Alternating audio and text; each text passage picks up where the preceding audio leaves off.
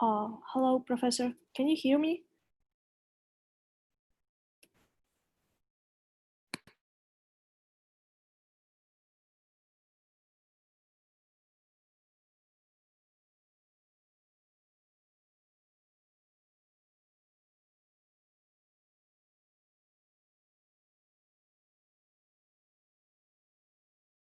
We'll start recording now.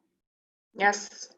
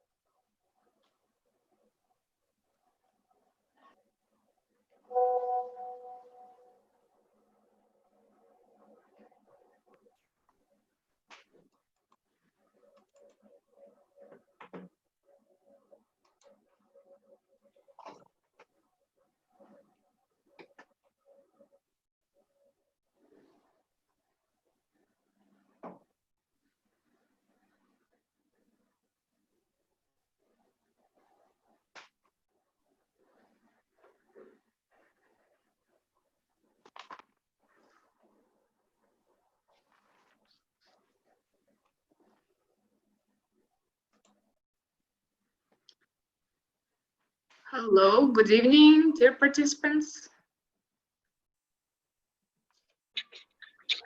Good evening.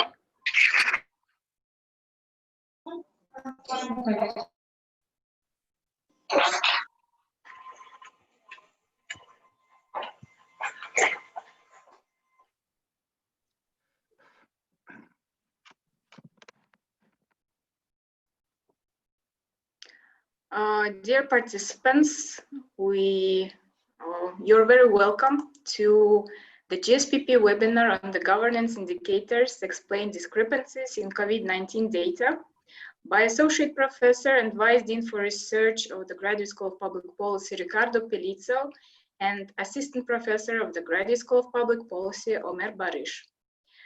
Dear participants, please address all your questions using Zoom chat, and we will come back to these questions at the end of the presentation. Dear professors, the floor is yours. Thank you very much, and welcome everybody. I hope that the sound is clear and we don't have technical issues. We decided to write a paper on the relationship between governance indicators and COVID data because for many years, I will say, since at least the mid-90s, there's been a general understanding that good governance matters.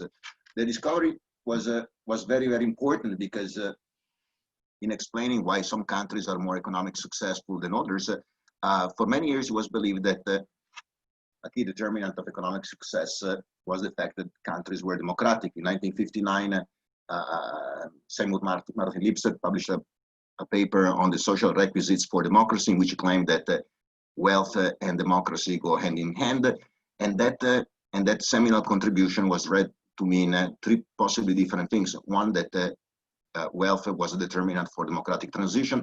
One, that wealth favored and development favored the consolidation of democracy, but also it was understood to mean that democracy was promoting economic growth.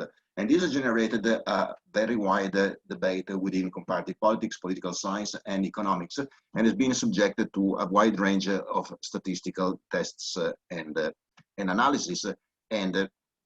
But soon after Lipset made his contribution, already in 1963, some critical voices started to emerge. Mancur also started saying, actually, democracy is not necessarily good for promoting development, because development can actually be a destabilizing force for democracy, a point that was eventually reiterated by Samuel Huntington in the Political Order and Changing Societies in 1968, a theme that was recently reiterated by Francis Fukuyama. And other scholars were questioning the error of a causality between democracy and development. So Makridis, Rastov in 68 and Weiner in 1987 pointed out that actually once after finishing reading the contribution of lips. One doesn't know whether a country is democratic because it's rich or it's rich because it's democratic. This debate was somewhat settled in a couple of very important contributions, one by Robert Barrow, an economist in the mid-90s, 1996, and one later on by Przeworski, Alvarez, Limongi, and Chebuk that came out in 2000. They basically showed that once we look at whether democracy promotes socioeconomic development, the answer is it doesn't. What matters is that in democratic settings, governments work a little bit better, usually, and the fact that these governments work a little bit better is a driver of economic growth and socioeconomic development. So even though Barrow on the one hand and Przeworski and Alvarez on the other hand were not explicitly talking about good governance matters, what they actually meant in their respective contribution was indeed that governance matter.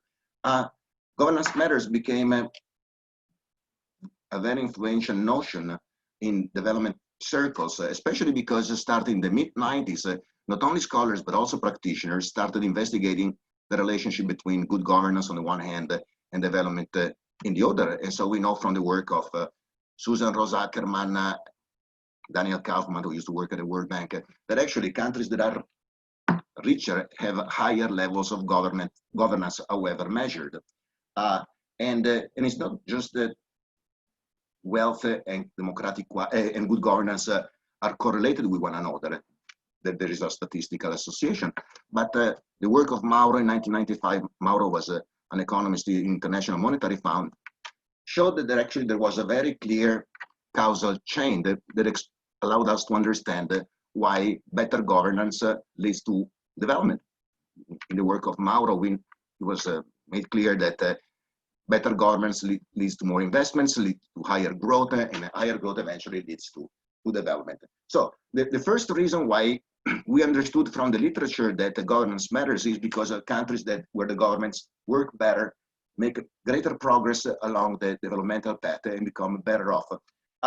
More recently, work done by actually some engineers on the deadliness of earthquakes has shown that countries where the quality of government or the quality of governance is not as good, earthquakes are much deadlier. And so we thought it would be very interesting to see whether and to what extent in looking at the data concerning COVID, we can actually see whether even in this respect, governance matter. And to anticipate our findings, our findings fall fundamentally in two respects. First of all, we found that even in this area, governance matter. Countries that have a higher level of governance perform more tests and report more cases, not only because they perform more tests, but because they're more transparent about it. While countries where the quality of government is not as good perform fewer tests and they're either more reluctant or possibly more reluctant in reporting what they find. The second reason why we believe on the basis of the data analysis we have performed that governance matters is that countries in which the quality of government is higher, the treatment of this disease is more successful. And so these two elements, in our opinion, corroborate the claim that good governance matters. Now, having said that, let me share where our story really begins. 1 second. Let me share the screen. Do you see my screen? Ajar? Yes, Professor.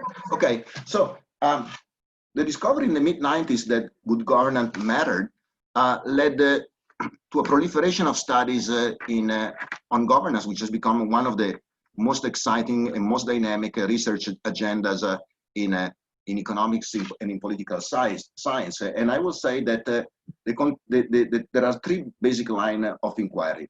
One line of inquiry focuses on what actually governance is.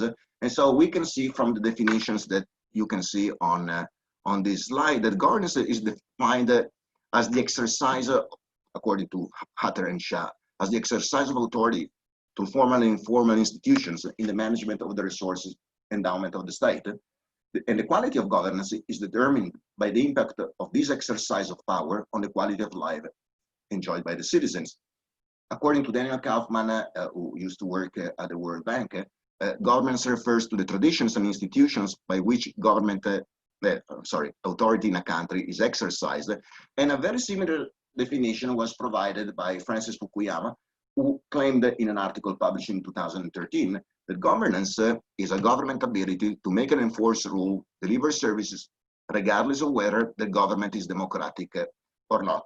So the notion was not really new. Samuel Huntington in 1968 in the Political Order and Changing Societies had already made clear that the real difference was not so much between democratic and non-democratic government, but was between efficient and inefficient government, or between government that in the current language that we use, had a high level of governance or low level of governance. So the first line of research went into the direction of trying to get a better understanding of what governance is. And of course, this also led to efforts to try to translate this different conceptualization in different operationalization. So once we know what governance is, how can we measure it, and how can we create data that can actually be used to perform the kind of empirical analysis or statistical analysis that we are interested in. And various efforts have been made. Some of our colleagues in our universities, even some colleagues in the Graduate School of Public Policy at the moment are conducting some research on how to measure governance as per Francis Fukuyama's definition. But of all the various efforts to measure and quantify good governance, the one that has been more successful and the one that is most widely used is the Worldwide Governance Indicators that was launched in 1996 by Daniel Kaufman, and that tried to capture good governance by looking at 6 different dimensions: the rule of law, the political stability and the absence of violence, the ability to control corruption, government effectiveness, the quality of regulations, and the rule of law. The third line, and this data set has been used extensively by scholars that are interested in developmental issues to see whether to what extent the fact that countries with better governments are actually able to enjoy higher economic growth, are able to attract more investment, they're able to use a better use of their underground wealth, and to secure a better quality of life for their citizens. And so, to say something that I anticipated before, there has been a wide consensus that good governance yields some developmental dividends. Countries with better governance make more progress in terms of development. And I also mentioned that countries in which the quality of government is better also have a experience a lower deadliness, for example, of earthquakes. And so our point was, let's see what happens when we start investigating the relationship between good governance on the one hand and COVID data on the other hand.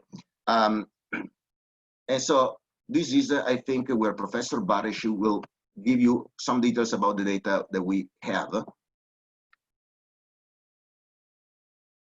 Professor Baris? Hello? Hello, can you hear me? Yes, sure. Okay. Thank you, Riccardo, and thank you for the introduction. Let me share my screen just to be more comfortable with what's going on. Now, as my colleague Riccardo just mentioned, we are interested in how this good governance indicators correlated with the quality of COVID data.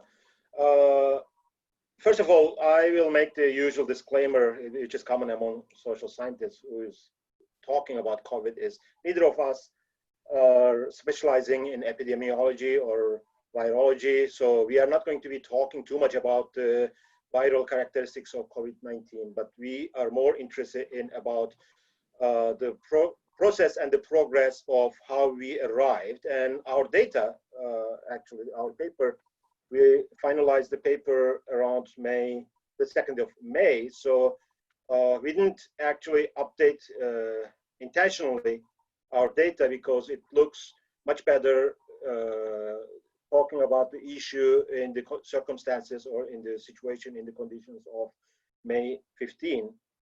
So we collected data from various sources. The daily COVID data, we found the daily confirmed case and death numbers published by European Center for Disease and Prevention Control.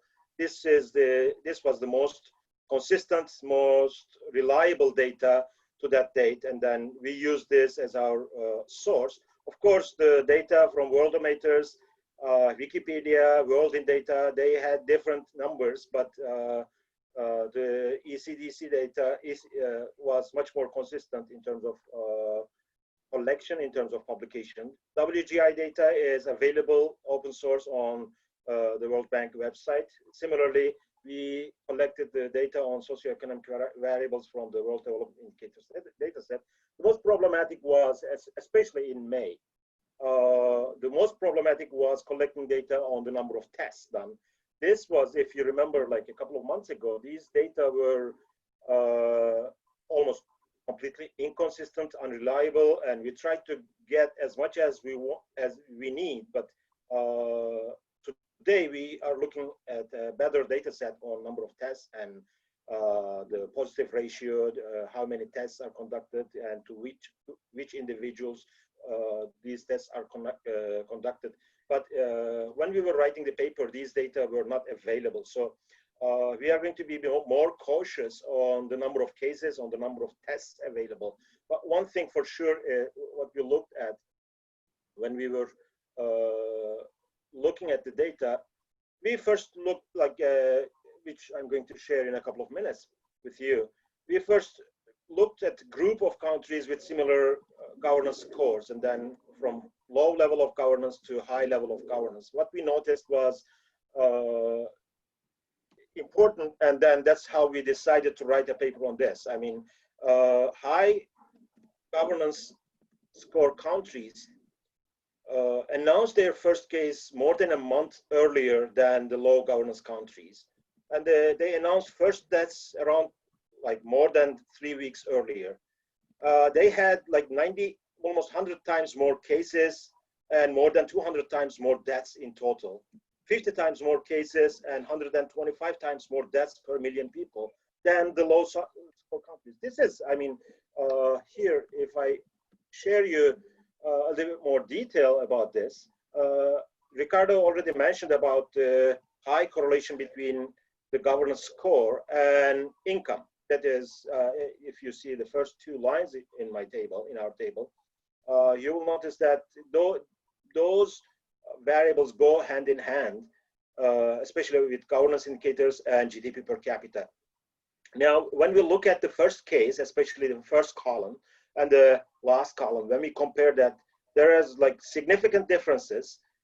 Here, the parentheses are the number of countries in each group. Of course, we did not decide about how many countries are we going to include. That are totally dependent on how many countries have data, do we have available data for.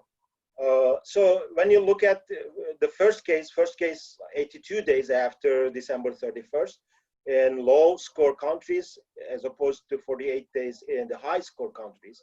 Number of cases, again, from 580 to 56,000 cases in the high score countries. Cases per million, they are from 39 to 2,000. The difference is enormous, and there has to be some explanation for this.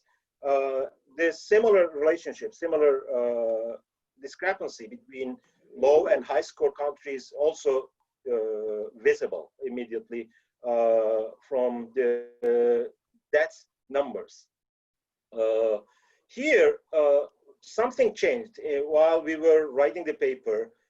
As of March, you see the deaths per case was higher in low score countries and then lower in high score countries, which actually became much more balanced when we finalized the paper as of May 10.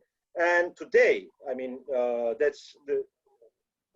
today still we are looking at an incomplete data because unfortunately the pandemic is not over. It is actually showing some kind of second or third outbreaks, third rise, especially in the developed nations. So maybe it's a topic for another paper. So the first thing we looked at is we grouped similar countries, similar governance score countries, and then we looked at the differences. And then we used two econometric models to check whether this is just circumstantial or this is just by accident, or there is really a case for this kind of a difference between high score and low score countries.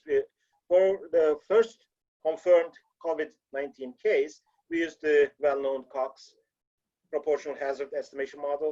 And then for the cases and deaths, again, we don't want to be too bold on these results because the number of cases and deaths have changed a lot since May, but we are confident, especially in the first day data, first day analysis, because the day of the first confirmed COVID case will not change forever. I mean, we have that data, and then we are more robust on those explanations.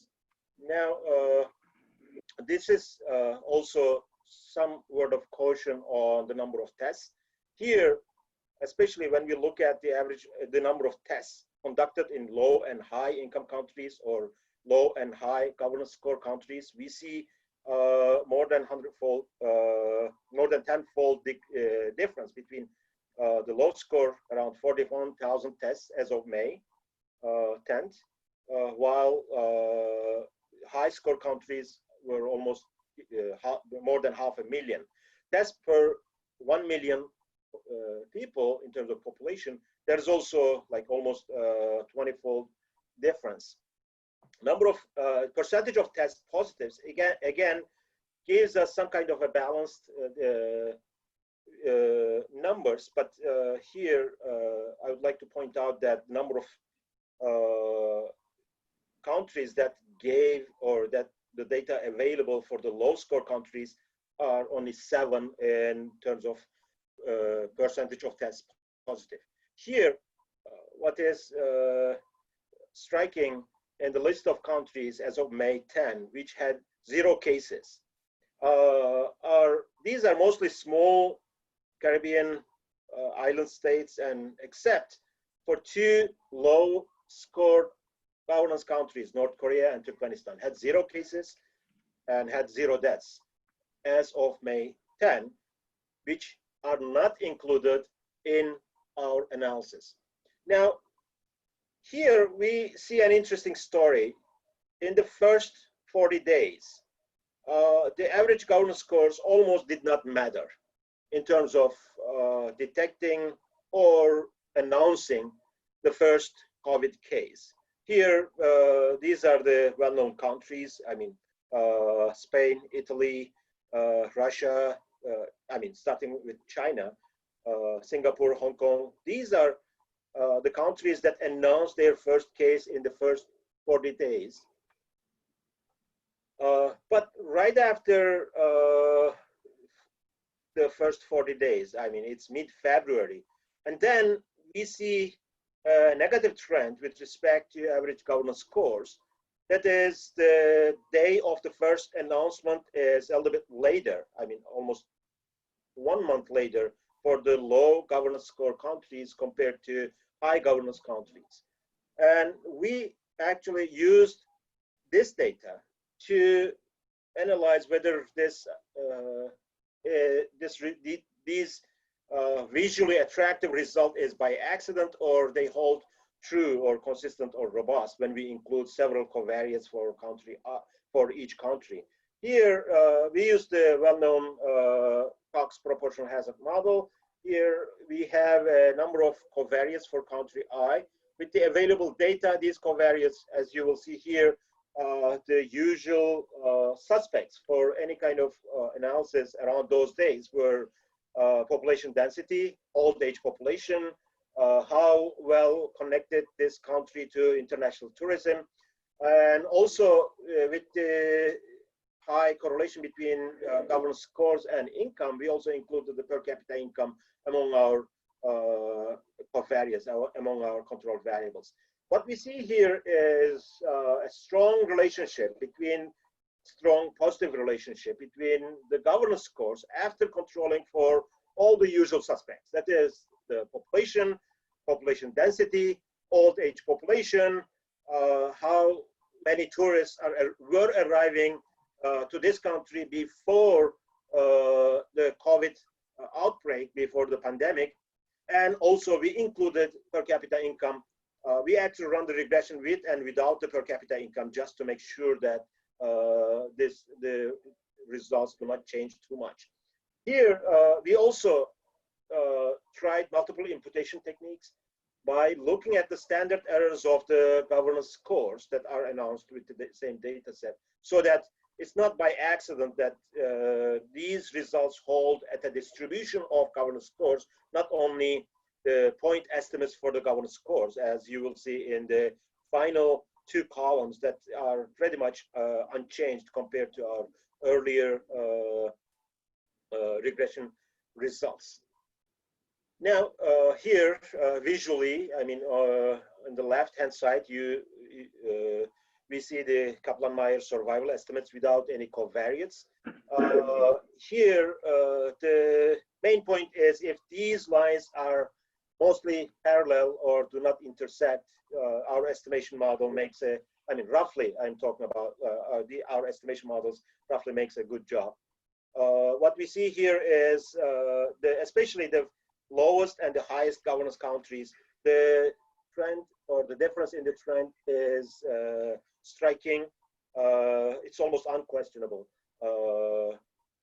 in terms of detecting the first COVID case. So what we can say about this is in relation to the COVID data set, we have discrepancies in the COVID data set in the sense that low income countries and low governance score countries either did not report or could not check sufficient, did not do sufficient tests to detect COVID cases, especially in the first couple of months, the first 3 months. Next, I mean, here, the number of cases this data has changed a lot since we wrote the paper. So we recommend, or we are not as bold in these results as the first day data. But here we see, again, a striking, strong and significant result in terms of governance scores. Sorry? Hello? Professor? Yes. Yeah, we can hear you. Okay. Here we used double log. I mean, the first column is the OLS just for the benchmark, and then we checked the model with zero inflated negative binomial and Poisson models. For both cases and deaths, we see the governance scores affect positively, except deaths per case. Now, looking at the usual suspects, the old age population is especially significant for the deaths, either total number of deaths or deaths per population or deaths per case. Population density has a negative outcome, as a negative effect, which we say that we actually are not really confident about the reason behind it, but it might be very likely that high density cities and urban areas are also more developed in terms of healthcare, in terms of detecting and treating these cases. Foreign arrivals, especially when we look at the per case fatality or the number of deaths, are not as significant as they affect the cases. Now, here are a couple of visual summaries of what we did. This is cases per population and average governance scores. There is a strong trend, and as we increase the governance scores cases per population goes up. So we were joking as in the actual paper, we also put a comment on it. I mean, either we are facing a really anti-development virus, or there is something wrong with the low score countries with detecting and reporting their cases. So there's clear indication that the number of cases are underreported in low income and low score countries. Here again, that's per population. We see this strong trend.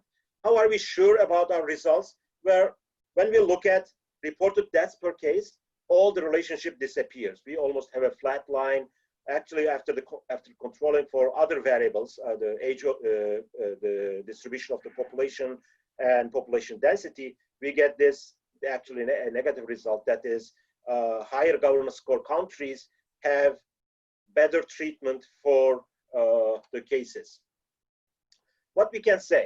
Well, the evidence we present here is a strong support for the claim that good governance matters. Countries with better governance report more cases because they have more tests available, especially as of May. I mean, right now the test numbers are much more different than what we were facing in May, which itself was a good indicator. How well you test your citizens against the pandemic was a good indicator of good governance, how effective your government was.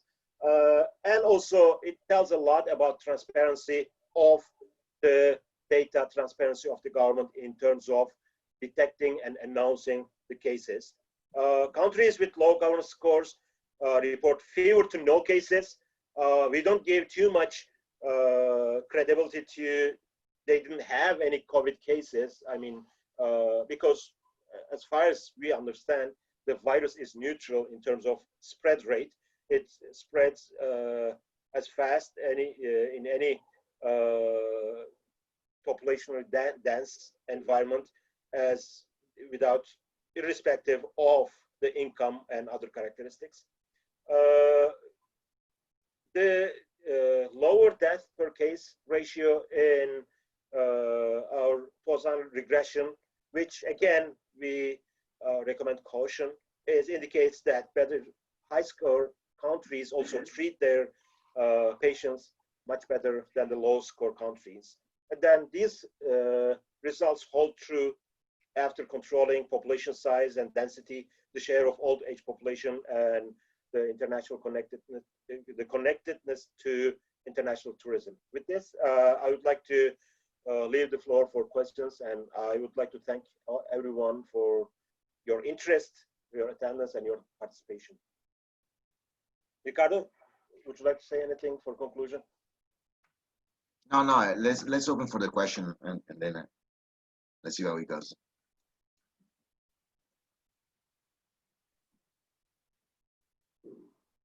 Dear participants, please ask your questions. If you want to use your microphone, please raise your hands first so I can see and give you the, and we will address questions to the professor by order. Or you can write down to the Zoom chat.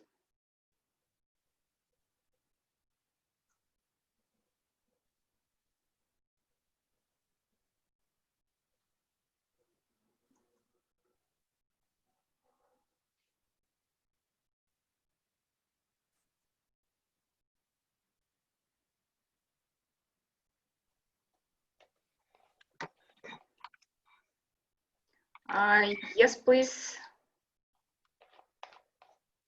Jean-Marie Guilherme.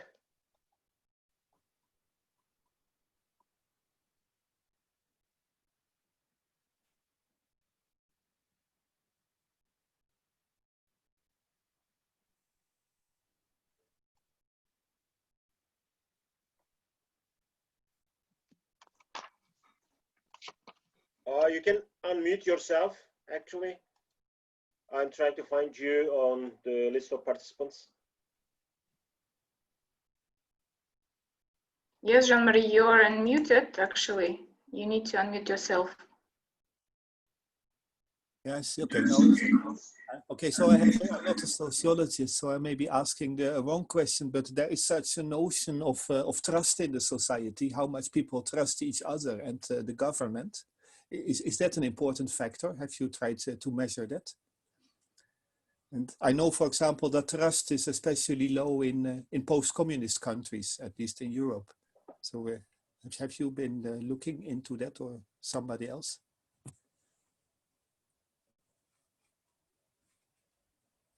Omer, you answer or I answer? Go ahead, Riccardo. Well, I mean, we know from the work of Bob Putnam that how important trust is, you know, in the famous Making Democracy work, what explained the functioning of institution was trust, and a point that was reiterated a few years later by Fukuyama. Now, we didn't include that among our control variables, but that's something that we should certainly take into consideration. That said, my impression is looking at if we claim, as we do, that having reporting more cases, having more tests and reporting more cases, and reporting earlier is an indication of good governance. I think it's clear that at least in the local context, you know, this government has outperformed several other governments. So whether the population appreciates that achievement or not, I don't know. But possibly because of issues of trust that you have mentioned. And again, we didn't look into it specifically, but we will certainly have to pay attention to that. Thank you. There's one more thing.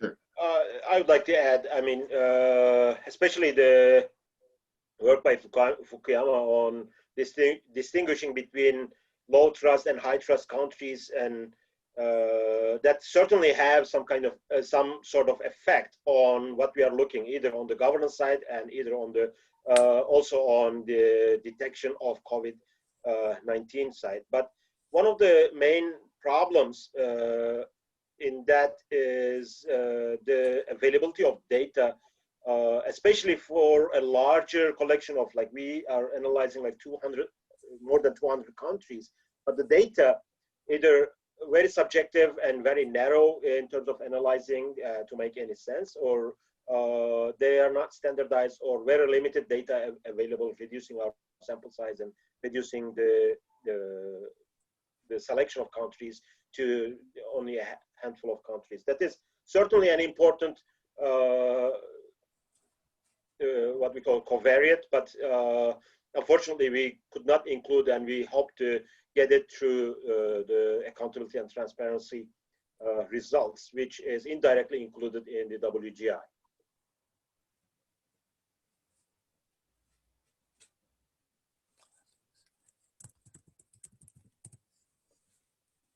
Thank you. I think Alexandra has a question.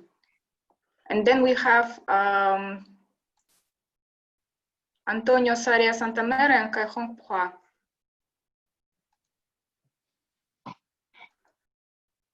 Alexander?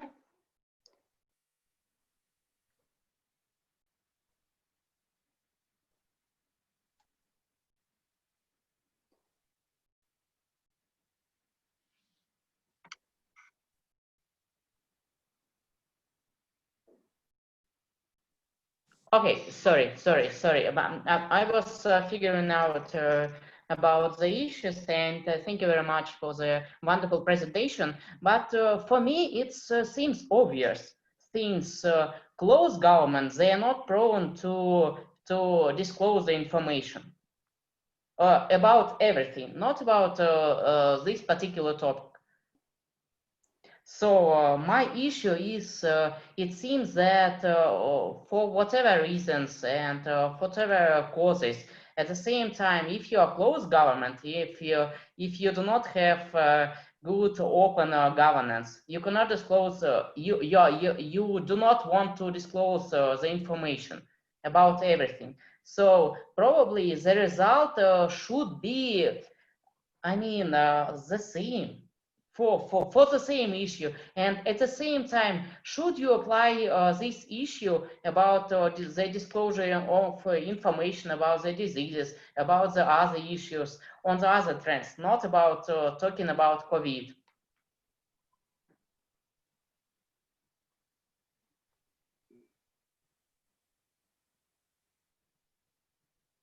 I'm not sure I fully understood the question. I mean, of course, this data applies to many, many things that we take our governments responsible for. But to what extent the question was directed on the issue, I couldn't get it. Riccardo? Well, I mean, we know that some governments are more open and more transparent than others. That's why, you know, even in the governance indicators, we have one dimension that is about the voice and accountability. And so that is something that is taken into consideration when we do the analysis of how governance on the one hand and the reporting of this data occurs on the other hand. So it's obvious that countries that are less accountable and less open, less willing to share information on a variety of issues, including the prevalence of such a disease, of course, they will not be terribly likely to share an accurate picture of what's actually going on in the country. I mean, or less so than other countries that have, you know, higher levels of accountability. Okay, thank you. Thank you, Alexander. Thank you, professors. Antonio Saria Santamera. Yes, hello, good afternoon. Thanks so much for this interesting presentation. I have just based here on this conclusion slide, a couple of comments. One is that, and I know more or less directly the situation in some countries, specifically in Latin America, which I have some relationship. It's the problem is that countries are, of course, will score very low in your say score on governance. But the main problem with those countries is not that they aren't reporting the data, it's that they don't have resources to do test at all. So that was they started to have some resources, and they finally did not have the possibility of basically not just testing, but taking care of the people with coronavirus basically at all. So that's the real situation. Of course, that represents in a way that the governance was not activated the preparedness necessary for dealing with the magnitude and the characteristics of this pandemic. So, but it's you put here into either one, and I could just clearly say the cases I know more directly is that it's not a problem of reporting. It was a problem of lacking resources at all to do a test. That's the main problem. So, and that I have, however, a different on the issue of mortality, deaths, because that's another issue. That's another issue. So deaths are classically better reported in all countries because there's more experience in reporting deaths and the systems. And probably here in this situation, we know that a lot of countries, basically all countries, even very developed countries, have been struggling with the appropriate reporting of deaths by COVID, because that's been really problematic in all countries. So, but what I cannot really agree is that good governance could be a link with could be a link with better treatment, because in fact we don't have treatments for this. This is a viral disease, and basically we don't have treatment. So probably what differences in deaths may be reflecting probably in and that's now I'm thinking more about, say, sorry about that, Western European countries where I know. So probably in where the situation should be more comparable. The situation is that testing in those countries has been linked with an overall strategy of preventing the pandemic.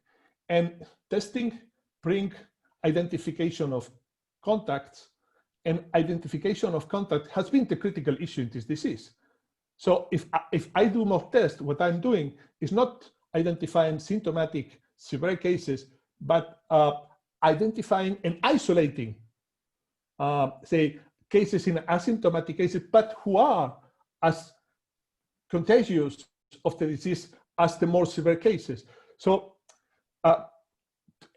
in my opinion, this is quite clear what has happening in countries. So, and those countries may be having lower death rate because governance brought the possibility of testing in more extensively, and in those populations, and isolating those patients and taking things out of society and putting them in their house. And that, for me, has been the critical point in the control in this disease. Right. I think the Kai Hong wanted to intervene and to comment on what you just said, actually.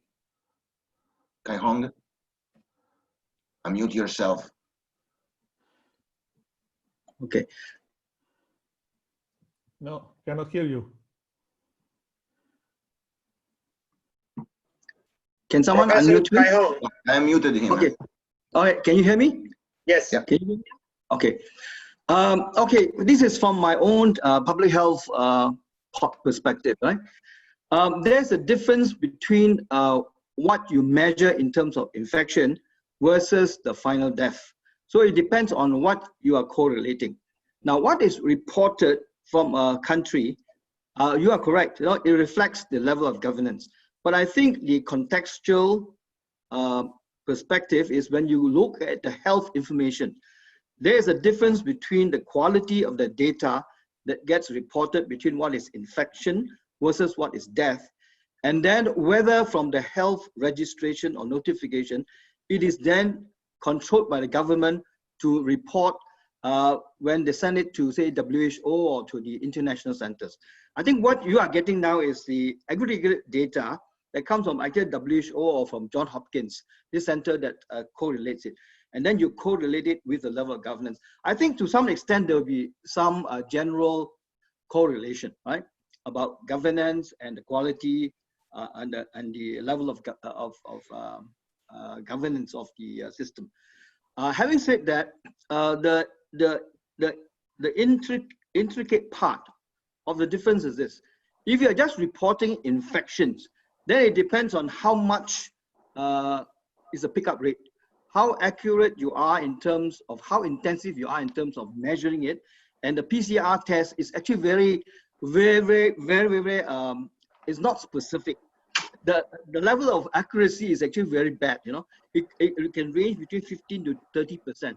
Even here in Singapore, for example, So it's not a question of whether you do more tests and then you pick up higher. Okay, that's number one. So that's why we actually look at the final outcome, which is the death, eventual death.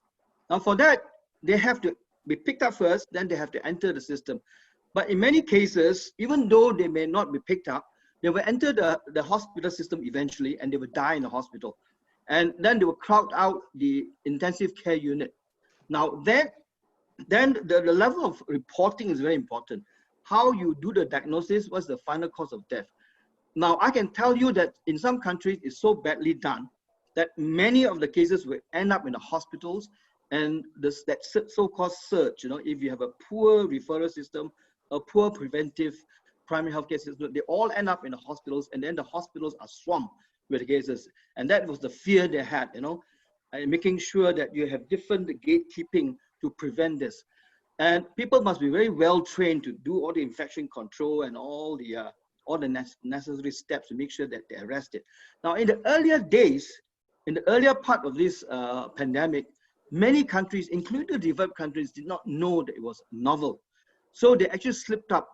Even the East Asian countries were quite complacent. Those who have been quite prepared because of the SARS experience whether it's Korea or Hong Kong, Taiwan, Singapore, we were quite well prepared for the first wave, But secondly, you must remember this virus is continually mutating, So, and sometimes after the first wave, the obvious case, you do travel bans, you stop people from coming from the epicenters, right? That's not good enough. Then you have to look at specific routes of transmission. Like for example, in Singapore, we missed out the foreign workers, and the foreign workers were then spreading it around, and they were coming out to spread to the general community. So even though you have done a very good control for your own population, it is the second and subsequent waves of people coming in, and many of those hidden cases you don't see, that comes around and create the subsequent waves. So having said that, in Singapore, we do not then look at the infection rates, because infection rates is an indirect measure of your affluence, right? So the more you picked up, the more you do, the more resources you have, the more staff you have, and then people will game the system and then report many more cases, right? So eventually, the true outcome of your system is the number of deaths. How well is your healthcare systems after they've entered your hospitals and so on? How well do you control it to prevent the deaths? So that's the true measure, the final outcomes. So we now look at death rates, and our death rate is actually very low. The saving grace is, even though our pickup rate is so high, our death rates are very low. So that reflects very well on your healthcare system. Now, having said that, then when you correlate the data to see whether it's correlated to your level of governance, there will be some subtle issues to be discussed. Are you comparing like with like? For example, in the PCR pickup cases for screening, are you picking up at the beginning or the end? And how accurate is your pickup rates, number one? Secondly, if you're going to measure the rates of mortality, are you sure about the definition? Because for Kazakhstan, right, there was a rumor that came around from one of the embassies a few months ago that there was a sudden upsurge of atypical pneumonia, and then there was a surge of such cases. Now, then later on, when WHO came in for Kazakhstan, they found that it was actually COVID, that actually caused this spike. So it depends on how well trained your staff are in terms of diagnosing it, and then a death is a death, right? You can't hide it. They have to report the death and the cause of the disease. Now, at the beginning, when the definition was not so clear, they would just put it as atypical pneumonia. But later on, when the definition is very, very clear, then you see it is COVID-19 based on the criteria. So now we found out actually many of those cases were COVID cases, right? So no countries is spared now. If you want to report, therefore, the accuracy of the data is one thing. Then whether there's good governance in terms of reporting this data is the next question. Now, surely in your registration system, in the hospital reporting system, there will be some importance given to the clinical features, the accuracy of it. But beyond that, then I think your question comes in. Would the central government then report the data to the central authorities, the international authorities like WHO or international agencies like Johns Hopkins? I think that's what you are basically comparing. You're comparing the level of governance, not only in terms of the Ministry of Health specific registration system and pickup rates, right? And what they do, but also beyond that, how is that data that is transmitted from that particular country and then shared with the rest of the international community? I think you have a very good paper, because at the beginning of it, we were not very clear. That's why, irrespective of whether it's a developed country or not so developed, we were just having a lot of very messy data coming in. But later on, as it became clearer that it was COVID, and when even the richer countries started learning, they may be a bit late in the act as compared to some of the other countries who have the previous experience, right? So when subsequently when they got the act together, the policies were much better. They had much more experience in treating the disease. The data got better and better. So the later data would therefore reflect the better governance. This is what I feel. Even not just governance, but also the whole healthcare system. and how good you are in recognizing the cases and then treating them. This is my interpretation of when you start comparing data like that. Thank you, Professor Kai Hong. I mean, thank you for your very supportive feedback and comments. And I would agree with almost all of what you said. And now, one of the challenges we are facing right now is to present the results of May 10th right now with at May 10th, the word PCR was not in our common lingo when we were discussing COVID cases. And in most of the cases, I agree with you. I mean, the testing ability, that's why we are cautious on the number of tests, the testing data, because I try to dig down like what these tests are composed of, and are we testing the same individuals again and again? Because if you remember, especially in March, I mean, people were sent back without any tests if they did not have any symptoms. So this is very different, and you were only testing symptomatic cases, and the positive cases per test was not higher than 20%. That was an anomaly. I mean, if you are only testing the symptomatic cases and then you are getting a 20% success rate, I mean, that tells you a lot. That tells a lot about the overall quality of the test. And I couldn't find like too much data on who is tested, what was the sampling method, except Iceland. I think did the random testing just from the beginning, but it was just only single country. But again, unfortunately, I mean, for the deaf people, you don't need to test. A death is a death. I mean, you don't require complicated tests for that. Of course, recording those deaths are much more easier, especially for poor countries that are in the data set. One other thing that I would like to add is about, like, especially in the mid-March to end of April. That was when our ideas about this paper more or less became more solid. And when we were looking at the government responses, they followed the infections instead of infection following or showing any kind of effect to government responses. I mean, the governments were following the COVID cases instead of COVID cases having any kind of result out of government policy. So one of the questions on the chat room is about like how well the government policies, especially in the case of Kazakhstan, were effective. We don't know. Our paper does not deal. I mean, it's very difficult. I disagree with that. I think that all things considered, Kazakhstan. I think that Kazakhstan did relatively well. I mean, I've said it before. It actually No, I was going to conclude with that, Riccardo. Let me finish. The government policy data was not available back then when we were looking at this, and it is not sure how the virus or the spread of the virus responded to that.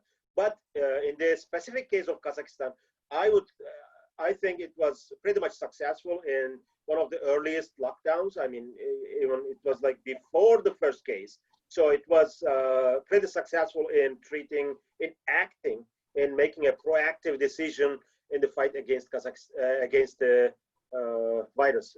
Riccardo, sorry for interrupting you. No problem. Can I just add one more thing? I don't think your paper can conclude about how the system or the country responded and treated when it was successful. You cannot say that. No, I think what your data, all your data is only just to document the relative levels of reporting of the data, which seems to reflect the governance. That's all. But you cannot say which has been success, because the situation is still evolving. You know, it has not ended yet. So this is still in progress. Let me try to emphasize our implications is not on the virology or the epidemiology part, but our implications is more on the governance side. That is especially important looking at the earlier periods of the pandemic saying that high quality governance are faster in detecting and reporting, have more accurate data. That's what all our main implication is. Yes, okay, very good. Thank you. And we have Iftihar Lothi. Okay, actually, what Omer said, I would like to start from here. Omer is right on the point here, but I am wondering from the paper and from the last 1 hour discussion, one thing is conspicuously missing. And I would like to draw Professor Riccardo and Omer's attention to that point. It is a positive question as well as it has some normative undertones. Besides the issues of transparency, besides the issue of material resources, the issue is of policy capacity in developing countries. As lately in last 2-3 decades, the academia, the university, the hospital, they have become so bureaucratized that doctors and teachers are spending more and more time in filling forms rather than utilizing their skills efficiently. So given that fact, do developing countries low on governance indicators have enough clerical capacity to collect, note down the data and communicate it upwards? And is it even desirable at some point in time? That's a normative question, whether it is desirable or not. And of course, it has its benefits, accountability, etc. That is beside the point. It's a long discussion. But the positive point is from the paper and from the last 1 hour discussion, transparency has been discussed, availability of material resources has been discussed, but the capacity to note down and communicate, store and communicate data upwards has not been discussed. That's my only point. Thank you. I think it's a very valid point, Iftikhar. I tend to agree with it, but I will assume that in countries where governments work well, one of the reasons why they work well is, among other things, is not just because they have autonomous, independent, well-trained officials, but also because they actually have the officials. And so I will take what you said to be a proxy, another type of proxy for the quality of government. So that's part one of my response. The second part of the problem, and if you know where I could find that kind of data, I would be very interested to take a look at it. Unfortunately, we relied on WGI for the simple reason that it's the most comprehensive set that we can use to perform the kind of analysis that we were planning to do. I'm not familiar of any database that collects the kind of information on clerical capacity you have just mentioned. So if that kind of data were available, we would be very, very happy to take a look at it. The only thing that comes to my mind is the bureaucratic efficiency, which is also included in WGI. Yes. But that's a very valid point. Thank you. And Maqsad Hassan, and I believe we will wrap up. Yes, maybe 1-2 questions and we will wrap up. Thank you. Professor Hassan.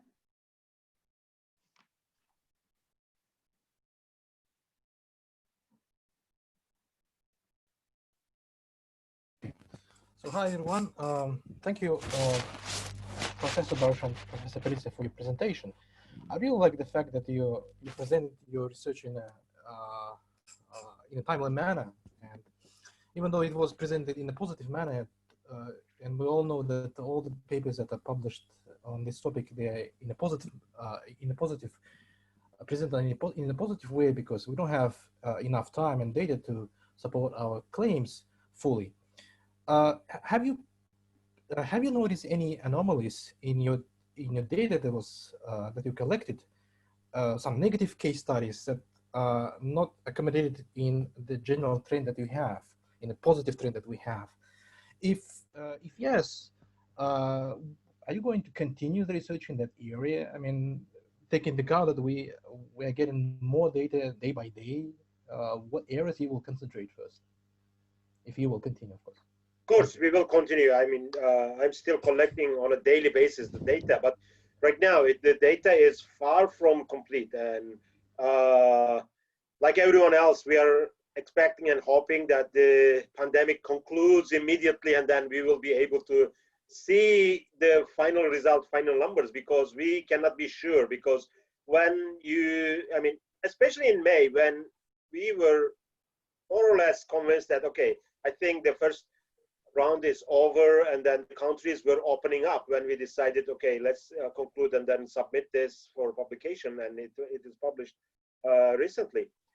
But then, I mean, when the countries were gradually opening up, and then in June we see another round of lockdowns and then increases. Right now, we are again seeing at the end of August, we are again seeing. So the data is far from complete. So we are waiting to see the final trends, final numbers before looking at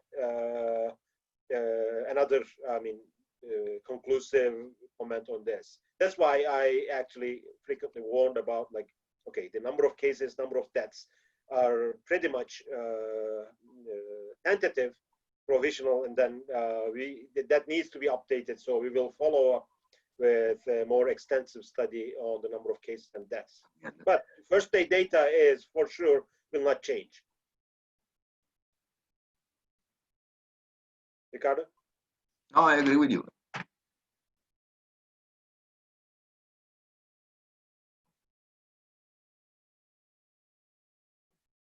Thank you, dear professors. Baljan, are you here? You want to ask some questions, I guess. Baljan?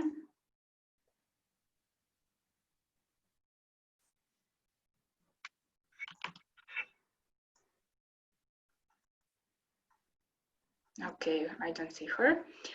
Dear professors,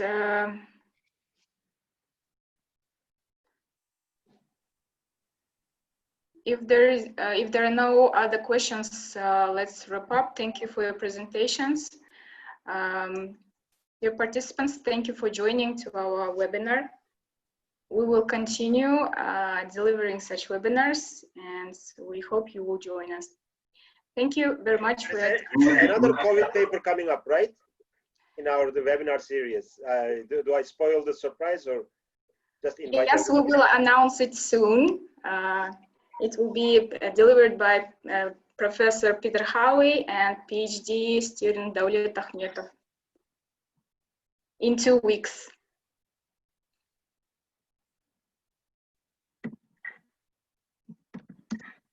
Thank you, everybody. Thank you for joining. Thank you, everybody. Thank you. Stay safe and healthy.